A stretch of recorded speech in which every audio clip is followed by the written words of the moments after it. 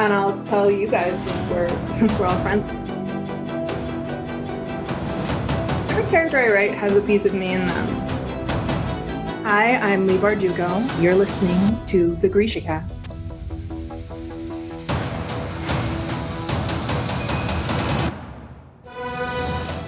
Welcome to GrishaCast, episode 112. In this episode, we will be discussing the short story The Witch of Duva from the Language of Thorns. This is your host, Eric. And I'm Terry from Nashville, Tennessee. This is your podcast for all things Grishaverse. A world created by the friendliest author ever, Lee Bardugo. Moi savieni, casters. Hello, everybody. So, we have some listener cities to get to. We do. First, we have Curitiba, Brazil. Ooh, thank you. Spicy. Yes, and next we are going to Alexandria, Egypt. Ooh. Thank you, listeners. Also spicy. Yes, I love it. Thank you. I would love to go to all of our listener cities, and I've Right? said that multiple I know. times. I know. Every Sorry, guys. week we're like, going on a tour. I know. Psych. We just wanted. We just need a vacation. Yes. Is what is going on, and we'd Yeah. love to see you guys. Yeah. So hope you're ready for room and board. We sleeping on the couch. You can get all this craziness in your home. Yay! Order now. Yeah. So, how are you? I'm good. Yeah. I'm excited that we are doing a friend thing tomorrow. Yes, we are, finally. We're going to go to a show together. I'm very excited. It's been a while since we've been out together.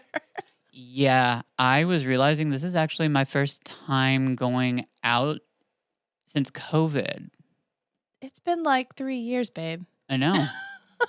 I haven't done anything like this. But I felt better when I saw that on the ticket it said that you need to make sure that you either bring your negative test or that you have your vaccination. Yeah, most places are doing that. Well, I wouldn't know that because I don't go out. But that's just because, I never stopped going out. well, no one can stop you. No, because I do what I want. Always. I stayed home in the very beginning of all that, but then I was like, screw that. I need to live. See, I just got in that, I got in the habit of just doing stuff at home. I don't know. It was just hard to like go out. But we still have done things. We've gone out to restaurants every once in a while, but not to an event like this. I'm excited. It's a concert. I'm excited to share the band with you. Yes, I very much have enjoyed listening to their albums. I've listened to the newest one a lot, and I really like it. Yay. So it's cool. For those of you guys that want to hear a really awesome group, Dead Poet Society. Woohoo! Yeah, I've been keeping it secret, but yes. Oh, I'm sorry. Were you not supposed to say that? No, it's fine. I have a weird thing. I won't go like too deep into it, but I have a weird thing. I really like small indie bands that nobody knows, and I get really into them. And then as they grow, I back off of them. I like my bands to be like approachable, and I like small shows and small venues. And so, I just ruined that for you. No, it's fine. It's absolutely fine. They are on this like upward trajectory anyway because they've been touring with Bad Flower. This is their second round with them. And Bad Flower has gotten really big. So now Dead Poet Society is now getting really big. I mean, it was happening anyway, and they deserve it. They've been doing this for a very long time. Yeah. So they deserve it. It's time. I get a little sad once, I go to these venues and they're sold out. But I'm happy for them. Yeah, I don't think I listen to a lot of people that would like sell out an arena or anything like that. No, but even if you go, even like these small, like Exit In. Yeah. Like if you sell out Exit In, then it makes me sad. Yeah. And that's still like a small place. Yeah. So I don't know, but I've known these guys for a while, and I followed them through God's greener earth. Yes, you have. So yes, and I'm following them again. We're gonna see them Thursday, and then I'm gonna go see them again Saturday. So yeah, I'm excited to share it with my best friend. Yay! I'm so excited too because I had not heard of them until you introduced me to them, and I really love his voice, and I really like their sound. It's very unique, and it's a really I like it a lot. So I'm excited too. Yeah, if you like lyric heavy songs where like the lyric is like, the most important part of the song, but then you also enjoy like noise, like Yeah. the distortion and it's kind of got a 90s feel to it. hmm So yeah, that was my jam. And he even says that he doesn't feel like the songs he writes are popular anymore. But Oh my God, for us older folk, we love it. we are all over it because rock is not being played right now. Like even the rock stations have turned into pop. So you have to go to the indie bands right now to get anything good. So yeah. And Well- I keep most of them under wraps, but Well, this one, don't worry, your best friend spilled the tea. no, it's fine. Like I said, they're on an upward trajectory. And the last time I went to a show, it was difficult to get to them because of all the people. So they're getting there anyway on their own, which, like I said, they deserve it. They've lived many lives on the road. Yeah. And it's time. Well, So give them a listen, give them some love. exactly. They're coming to Europe. We have a lot of Europe listeners, We sure do. and they are on their way to you in the next few months. So you might be able to catch them somewhere near you. Yeah, check them out. Yeah. So, well, this is our first episode since we had last week, of course, but that was such an incredible episode. We had Aaron Stein on. Yeah, that was a lot of fun. Like we actually got to do like a proper like deep dive into a lot of things Yes. that we didn't know. I love all the little tidbits about, the design for the cover and talking about the print. Everything. Yeah, it was really cool. It was incredible. And I love that Lee said hi. That was really Yes. cool little thing. And Aaron was just incredible Mhm. and full of so much knowledge. And I think what I loved so much was how appreciative she was towards us for like having the conversation with her. She had as much fun as we did because she hadn't been able to like, geek out with some peeps. Yeah, I think like the position she's in, she's very behind the scenes. Mm-hmm. It's like when you're in a band and you're like the bass player. The Yes. lead singer always gets the glory. So to be able to talk to somebody that was an integral part of everything, and that it sounded like that she really was looking out for the fans, and what we would want. Yeah. So we are appreciative of her, and we had so much fun last week. Yeah, we'll definitely have her back on. Yeah. She was so fun, and it was neat to learn some things that we had, like some Easter eggs and stuff like that. The book curses. How cool is that? Yeah, that like was cool. that was some really neat stuff. And I found all the ones that I have. However, I realized that she also mentioned that she did the I don't know what the word is, but she took the Shadow and Bone trilogy and did the new covers for them. So I think that's included in them. So I think there's a book curse possibly in those. Alright. So I might have to find those. Or Yeah. fans that have those copies with pretty much the cover is based off of the show. It's got images from the Netflix show. Tell me if the book curse is the same. Ooh. Yes, I'm intrigued. I know. I love all that stuff. So, well, that was awesome. If you guys haven't heard that or check it out because it really is an awesome episode. However, if you are just randomly listening to this episode and haven't read all that stuff, then it's full of a lot of spoilers. Definitely check it out. Yeah. It's on YouTube and obviously all our podcast platforms. So yeah, definitely if you haven't checked it out, it's full of a lot of fun things. Yes. So, well, we had an interesting read this week. Yes. The Witch of Duva. Mm-hmm. Am I saying it right? Duva? Yeah, or that's Duva? the way they said Duva in the book, Audiobook. ebook thing. Yes. Yeah, I gotcha. which is amazing because I never do. I'm usually the one. Wow. My brain just kind of like jumped off the ledge halfway through. That It's okay. sentence. Surprisingly, I caught it, and I usually don't catch things. It's been a week, so I'm like, what? Yeah. What was really cool also about reading this is like also with the intricate knowledge that we got from Aaron was kind of fun. I enjoyed like reading it and looking through the book and the images as I love watching the image like, grow. Yeah, it's fun that a lot of the information we got about this book and we're in the middle of it. Yeah. So it's fun to be a part of that like journey with all the little tidbits of information. It really is. And I loved hearing that this book was also only printed in 2 colors, the red and the blue. It's How neat is really that? cool. So I'm obsessed with colors, like I said last week. So that just love that so much. it's a really, really cool little thing that they just put a lot of work into this book. They did. And- They really did. They did. And like, who would have known? I mean, like, you could tell, but I mean, like, all that extra, like, there was a lot of stuff in here. Mm-hmm. So, The Witch of Duval was actually released, I believe, it didn't wait till Language of Thorns. It was released as like the backstory for one of the trilogies. Yeah. One of the books in the trilogy. It was like back in like 2012 or something like that when it was first. So then it was then accompanying literally Shadow and Bone. It was called like a Rovkin tale or something like that. Yeah, folklore. Yeah. Yeah. So I hadn't read this story in a very long time, and if you know me well, then I forgot it completely. So it was just reading it like new.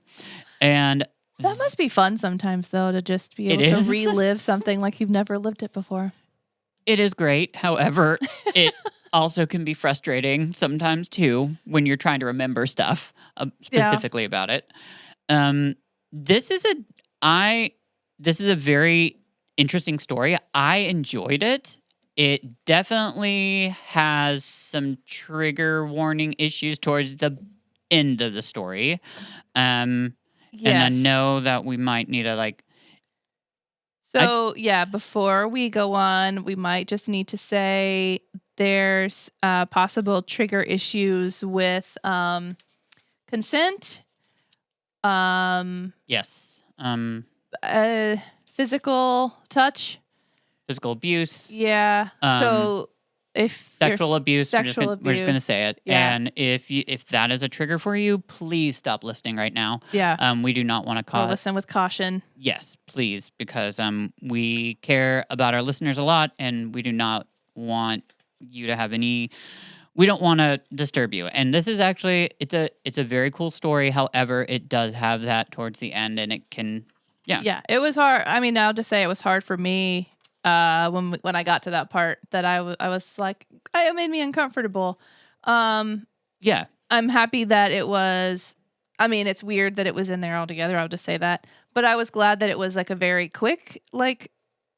It was one It sentence. wasn't. Yes. But still, the second I got there, it was like, oh. It shocked me. It really did. It's a very interesting story. So let's just start discussing it. We if you're listening to this, then hopefully you've read the entire story. We're not just doing a synopsis of it. We're just going to kind of discuss this. It is I really enjoyed the story, because I thought I had some hints of like, let's see, Hansel and Gretel, of course, at first a little bit. There's I got a Cinderella vibe. Did you? Oh yeah, okay, I can see that. It was Evil like the stepmother. evil stepmother. Yep. Yeah. And it's a really interesting story. It starts off did you catch the parts where it's like almost Lee is like speaking to you as if you live in Ravka in like modern times? Yeah. There's a lot of like, so be careful when you go out or. Exactly. And when it talks about her hunger, so let's talk about the characters. So our main character, her name is Nadia. Thank you. Yes. So I had to think about it for a second about, is this the Nadia that we know? But it is not. No, different spelling, isn't it? Yes. Okay. This is a YA, and the Nadia that we know is an IA. Yeah. Yeah. So Nadia's our main character. She has a father whose name is Maxim, Mhm. and she's got a brother whose name happens to be Hansel, right? Hovel. Havel. Oh, yeah, I just said Hansel. Yep, making it Hansel and Gretel. And it starts off just talking about how little girls go missing, and the woods eat them, or they just don't know where these girls go. And Yeah, it's always like you have to be back by dark. yes. There's like, what is it? The trees are hungry. Yeah. I do love the way Lee wrote the story is written beautifully. Yeah, It's everything she writes is. this story I felt like had some definite just some of the imagery that she painted with the words that she used I thought was just really incredible. Yeah.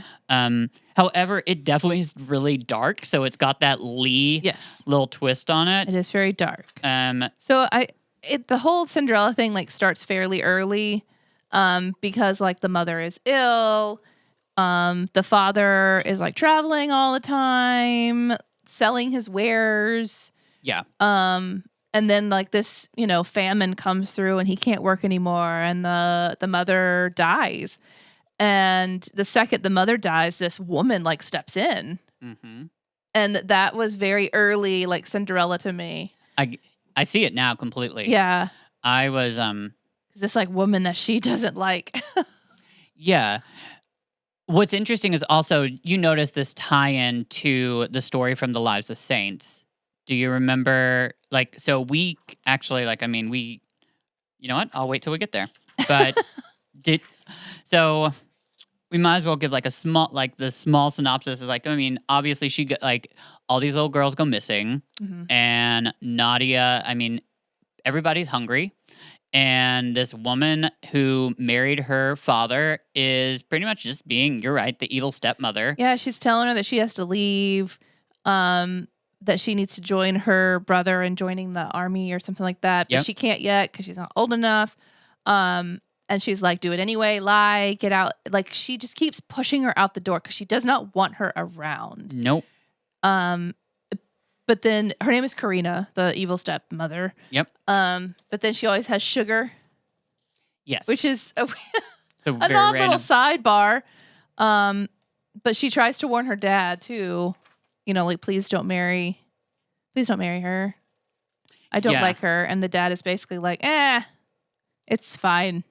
So yeah, and I want to there's we have to get through this little synopsis so we can go back to some of the parts that I want to pick apart, because so she ends up going into the woods.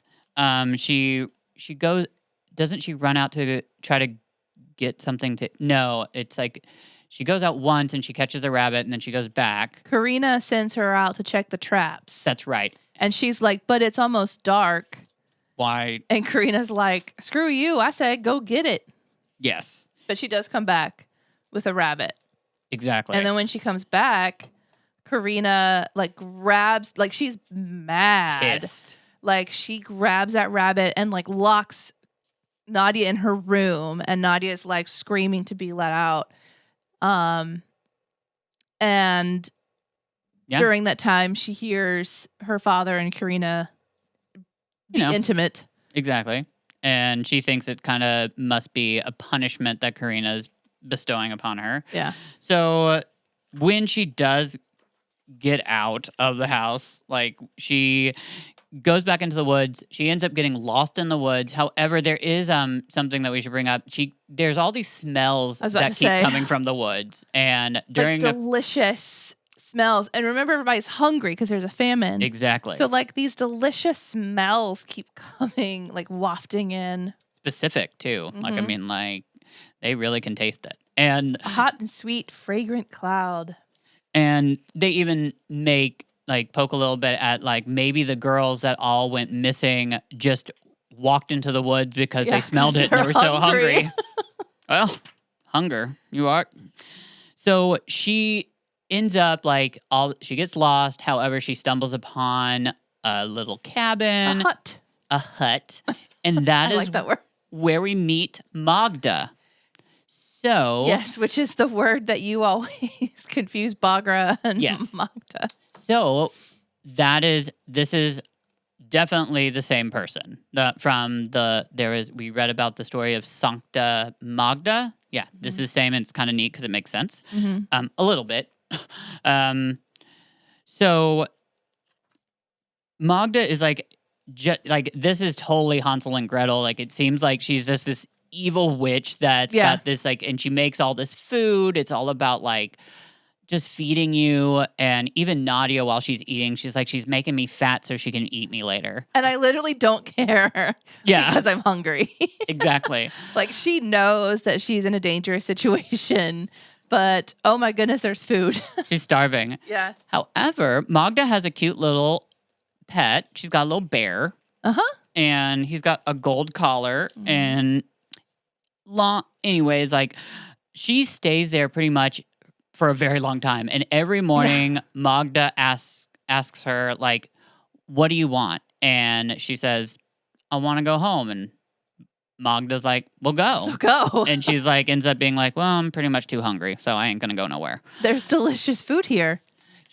Nadia then ends up starting to notice at, like, late at night that there are strange visitors that start coming. People come from everywhere, it seems, because winter hits. So then she ends up getting snowed in a little bit. And she's helping Magda at this point too. Yeah. Like, she's helping her make food and make food and then tinctures and things like that. she learns of, like, medicines and little potion-y kind of things. And so it ends up, we find out that Magda also is we want to call her a witch, or do we want to call her, like, I mean, she's a Grisha, pretty much, but I mean, she's a witch. Like, they're calling her a witch. Yeah. So if you stumbled across her, like in all other fairy tales, she'd be considered a witch. Right.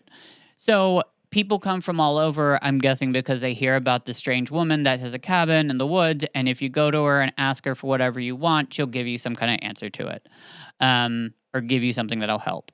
However, there's a really weird scene, I didn't see this coming, where this one woman comes, and then, long story short, I guess this is the mother of, she just lost her child. And her baby. Yep. And the next day, Magda is baking something. And she's baking, and Nadia smells, gingerbread, of course. And that's the funniest line, by the way. I thought this was kind of... so she ends up like, she smells... I was about to say cornbread. Nope, not cornbread. Gingerbread. Anyways, I will read this quote. Later, she heard the door to the house bang. Oh, nope. Sorry, wrong one. Yep, of course, that's me. Okay, I'm going to wait till I get to that part. How about we'll just... So the little gingerbread girl pops out of the oven, and that's what I thought was really cute, was like, she goes, like, it says that she goes and cools herself off next to, like, the window or something. So Nadia talks to Magda about it, and, she ends up finding out that, I mean, that was a replacement for that child that went missing. Like, she used, I guess, the bones or something of her. And then we can't forget, we're going really long into this, like, summary. My God, I'm so sorry, peeps. But Nadia's like, what the heck is going to happen to this baby that's, like, made of gingerbread? And she said she's just going to turn to dust. And then she's like, but isn't that going to upset the mom? And then we learn that the mom also has the disease that killed the baby, so she's going to die before that happens to the baby. And then what I found interesting was Nadia was like, well, then why don't you cure the mother? Yeah. And Magda was like, that's not what she asked for. And I found that very interesting. It is. So, long story short, pretty much Bagra. Oh my God, not Bagra. No, I did it again. Yep. Nadia then ends up, like, deciding that she wants to have a gingerbread baby or whatever go to her house and like, go scope it out. Yeah, and she wants to get rid, like, because she tells the lady, I'm just going to call her lady because I'm going to call her Bagra if not, that she wants her dad to be okay, and that the town to be okay, and for Katrina to leave. Katrina. Yeah, see. So we also get this really interesting little crow that happens to, I don't know, what's the word? I don't know. She gets to, her soul goes inside this crow and she can, Yeah, but she like swallows its eyes. yeah. Hopefully you all have read this so you understand what I'm talking about. Yeah, we're just discussing it. Yeah. But yeah, she like swallows this thing's eyeballs. And then she can see her she's in the like, And then she become a crow. yep. And she watches the little gingerbread girl go to her house. And that's where it gets interesting.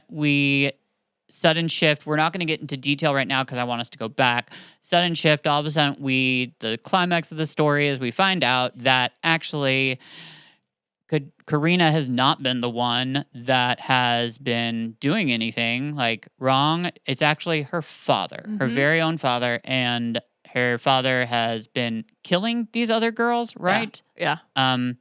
And sexually molesting them as well, or Yeah. okay. So, and we find out that Has he been like eating them though? so that's my question. Yes, that's my question. Because they find Crumbs, things that belong to the girls, but not them. but not the girls. But then they do find the bone. They find some bones in the woods. So I thought maybe because people were getting hungry that maybe that it was We'll get. You know what? that maybe he was eating them. So, But they weren't all made of gingerbread like No. Nadia was. So that's the end of that story. Like, I mean, she ends up going back and living with Magda and learning everything that Magda does, and then she becomes a witch. yep, which is cool. So It is really cool. And it's a lot like the last story, The Two Clever Fox, where they very much remind me of the same kind of storyline where it's not what you expect. correct. Which is we've talked about before about Lee being amazing with that, about writing these stories that don't go the way you think they're going to go. Just like the last story, it definitely did not take the turn that you thought it was going to go. No. And what is interesting is it really does a big shift where it all of a sudden takes the person that you thought was the villain the entire time and actually was the hero because she the entire time was. Yeah. She went to the house and married her father specifically to try to save one girl. And that's really cool to hear. And it says that any time that Nadia's mother, when she was alive, had to leave the house, Karina would step in. So Karina had always been looking out for Nadia. So her trying to like make Nadia leave the house was trying to save her. Yep.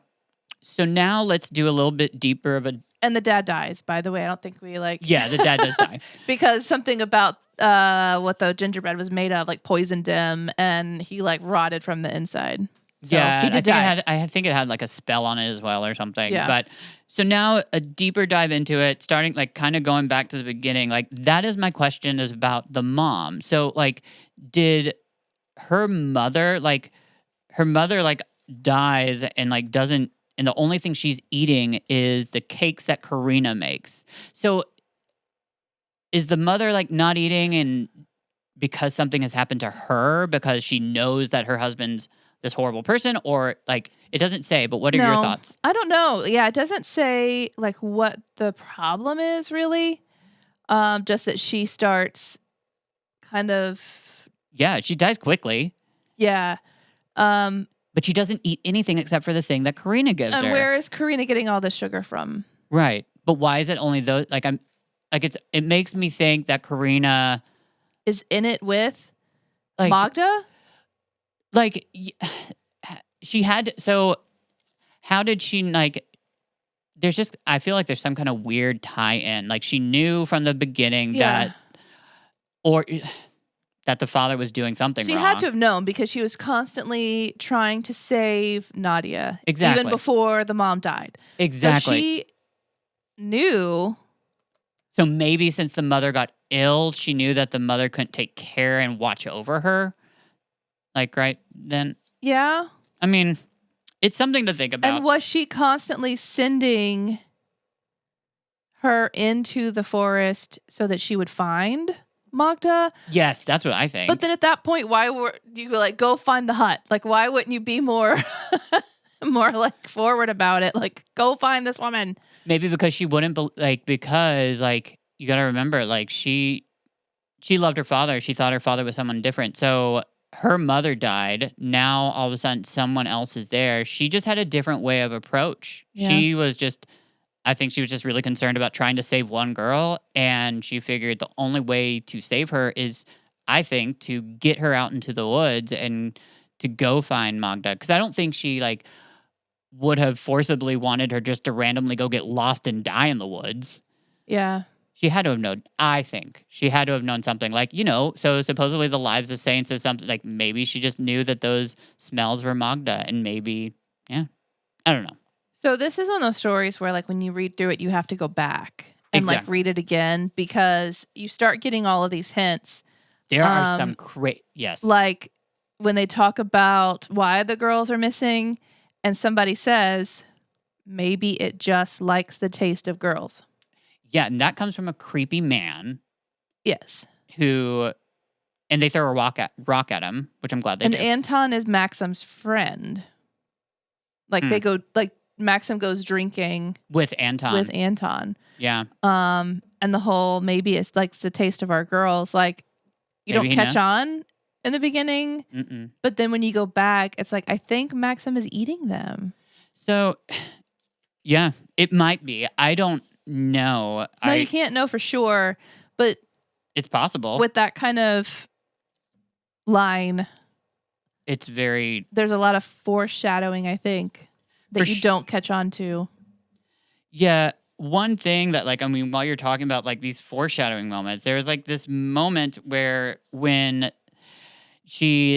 after she sends Nadia into the woods to go, and she comes back with a rabbit, and she locks her into a room, this part, I have to read it because I didn't catch on to this until it was the second time the read through, and I'll tell you. So let me read it, and then it'll make sense. Later that same night, Nadia went to her. Nope, sorry. Don't you love it that I can't even find my own thing? I know. Hold on. It's right about. It's not on my screen. Later, she heard the door to the house bang open.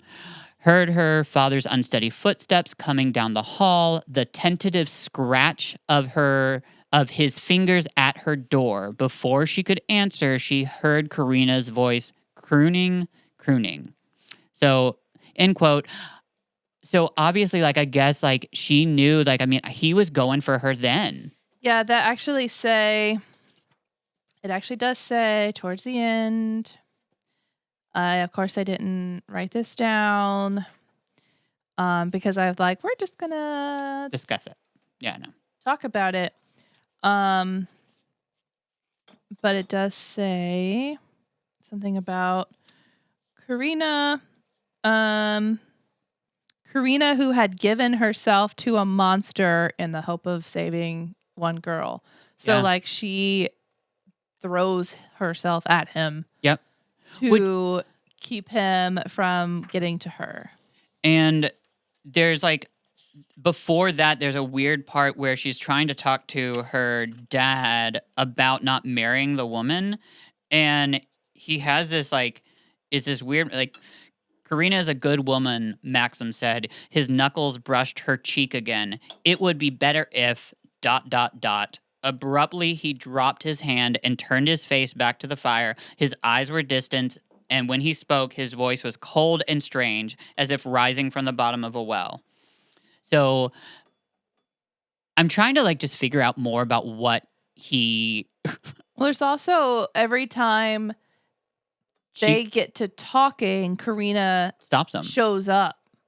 Yeah. And so, it makes her seem like a jealous woman until you realize now at the end she's protecting that her. She's keeping an eye on him.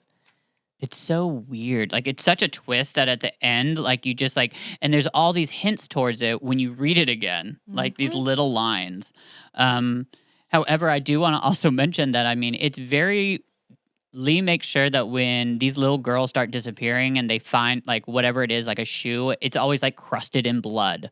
And it's very dark that these girls are just disappearing and definitely being killed. They're not just disappearing because they're finding the blood. Well, yeah, it says what animal leaves no tracks, no trail, and no trace of a body. Yep.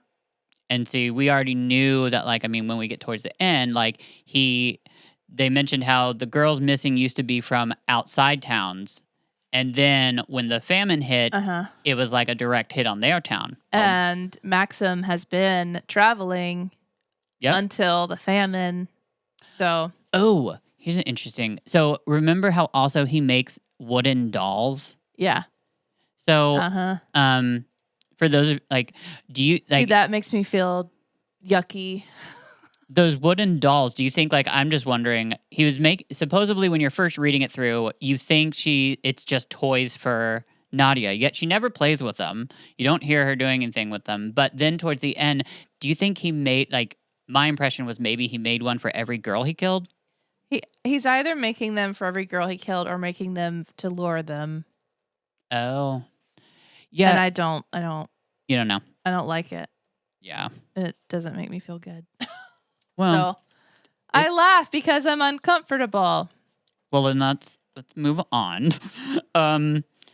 This story is just like, it's really weird when you get to those parts. I just think that it's so deep. It is, and I do love it when we finally get to. It's kind of like it relaxes when she finally gets with Magda. Because it's kind of like like when she finally gets to the hut and she gets to be with Magda, like that's a fun like little adventure that we're kind of like, I feel like it changed, the story all of a sudden she's in a different place and we're kind of trying to figure out what Magda really is doing. And Magda even like remarks that like something about she doesn't want people to think that she's like the person taking these these girls. It's just got a lot of stuff that's in it that if you go back, you see all this foreshadowing. Magda's a really neat character, though. Yes. Did you find something that you were looking for? Yeah. When Nadia's gingerbread person goes in, and then she's the crow, Karina walks past her and like throws a rock at her.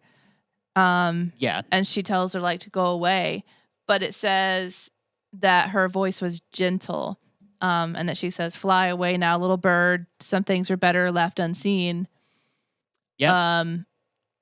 So that's where I think it starts to take the turn. It with does. Karina, where you start to kind of like, there's something that is off. Yeah, there's something else going on. Yep, and that is the exact moment that when she's that bird, she sees that the father, thinking that it's his daughter, starts to sexually molest her, but then also eats the gingerbread girl. Yeah. So this gingerbread girl thing and baby is so weird to me at first. Like it was just I didn't get it. But they're creating these.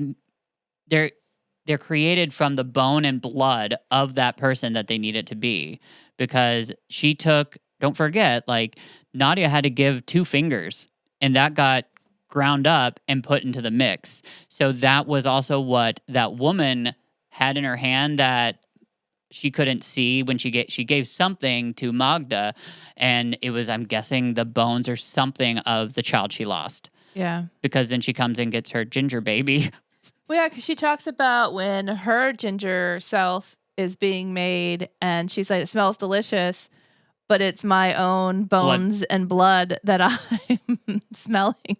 See, and that was a weird part for me, like that turn, because it doesn't explain, like, so one, she asks, all of a sudden, she sees what Magda does. Then she sees this whole mother and baby situation. She asks a couple questions about it, but nothing that tells you specifically what's going on. The next morning, then like it just has this shift where all of a sudden it says Magda was making breakfast, and then she sees the cleaver sitting on the table because and that and then it's the weirdest part. Like all of a sudden, like I mean, Nadia and Magda know what's going on. We don't, but I mean that was her hint. Like, hey, now it's time, and she cuts off her fingers. It's just so weird. Yeah. Like it really is, and it goes in this really dark place, and then the whole bird that all of a sudden, like, don't swallow the eyes. By the way, you just have to keep them on your Yeah. tongue, like. Just hold them in your mouth. So that's so weird.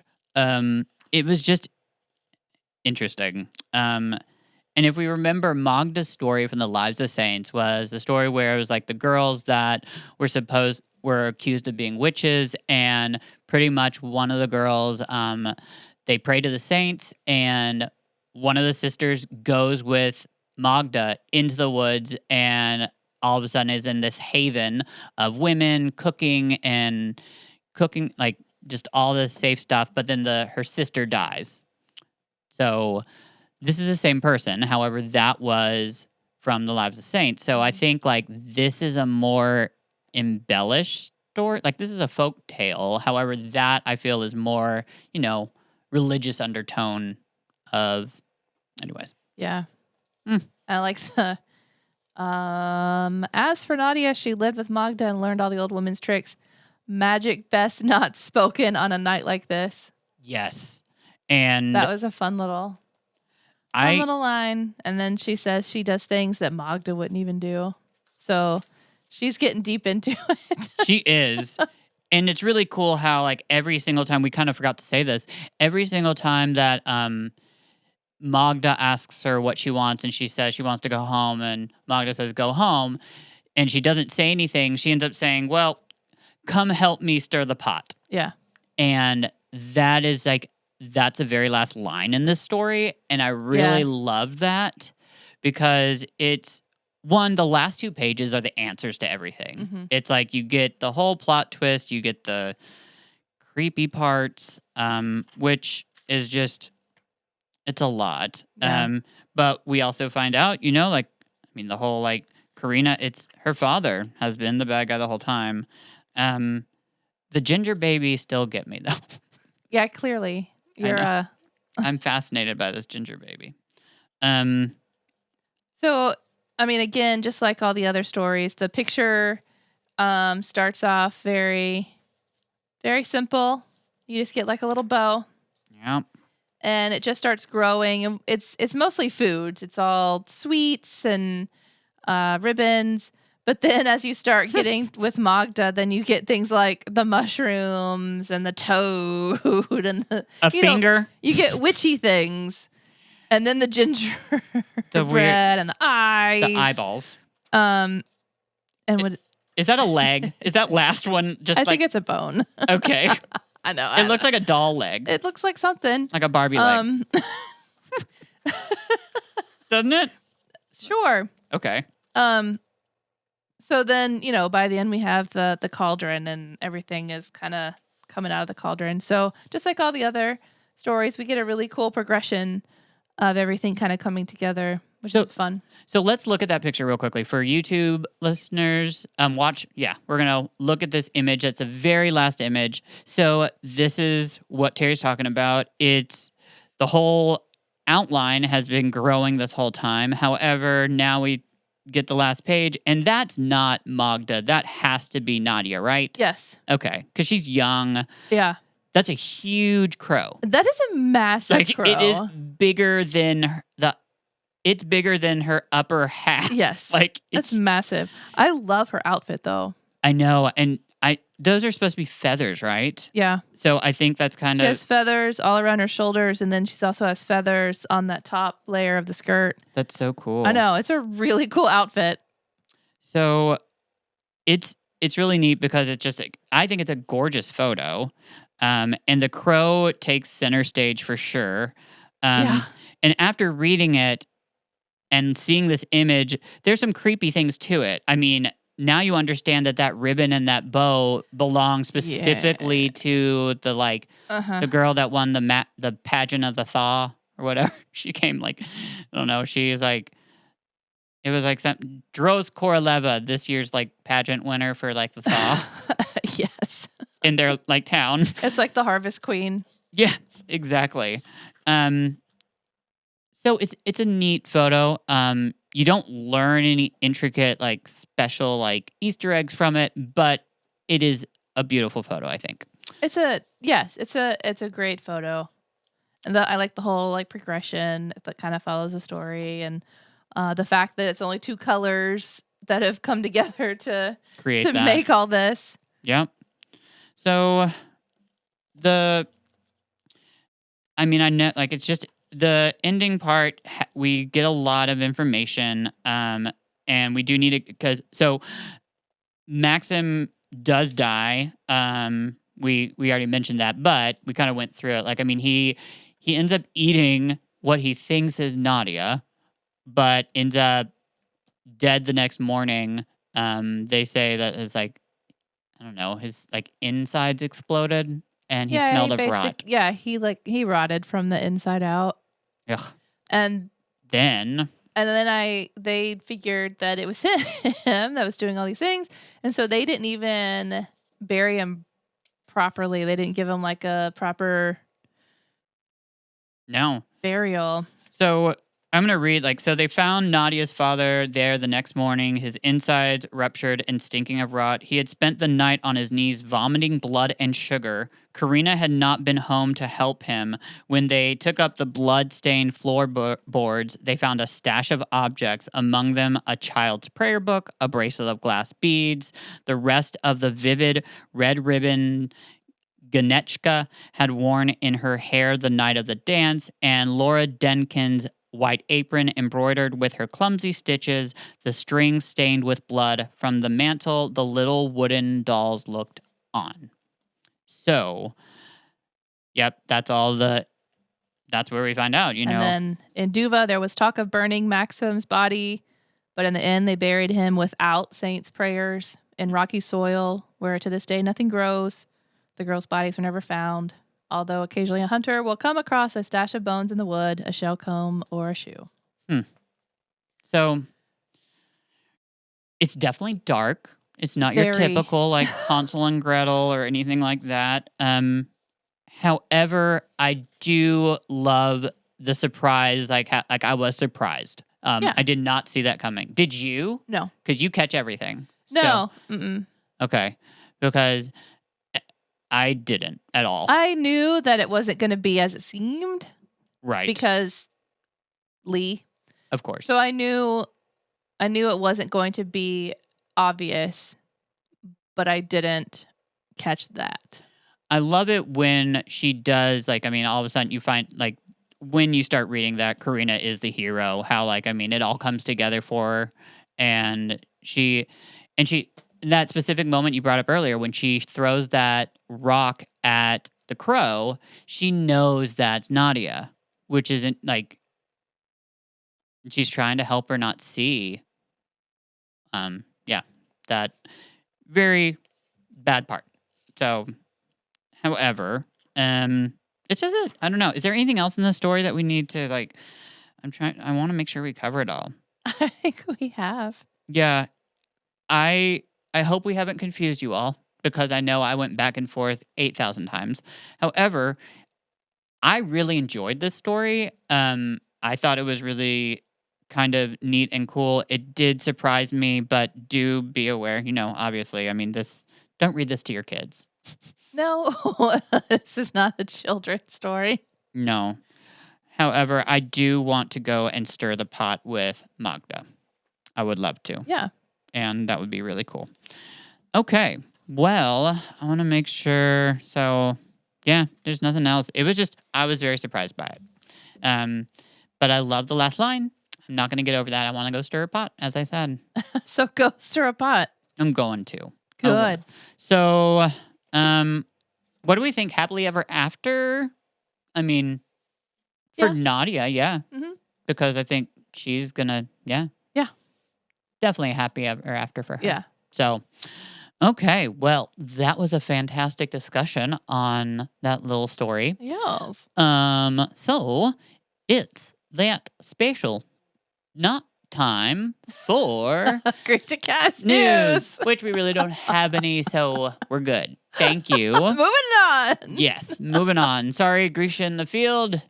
Next week, we'll Next tune into week. you. However, there was a little bit of stuff it was on Instagram and social media, how the anniversary of the show is like it's a 1 year old of when it came out. So. And Lee posted a couple things about the sequel to Ninth House. Yes. Yeah. Which is very exciting. So, okay. Well, next week, we will be covering the next story. We are halfway through, girl. Woo-hoo! We're almost through this. And I can't wait. I mean, so this next one, Little Knife, is a great story. I love it. And we are almost to, we got all these stories are really cool. So, okay. Well, you got anything else to say, girl? Nope. Okay. Well, we love you all. Have a wonderful week. We'll see you next time. Long live the Grishaverse.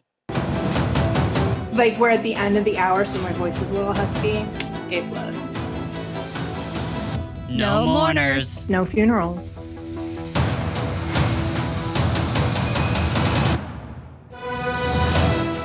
This has been GrishaCast. Connect with us on the web at GrishaCast.com. Send an email to info@GrishaCast.com. Follow us on Instagram, Twitter, Facebook, YouTube, and TikTok at GrishaCast. And thank you to our amazing staff, Chris, Alex, Michelle, Sid, and Chloe.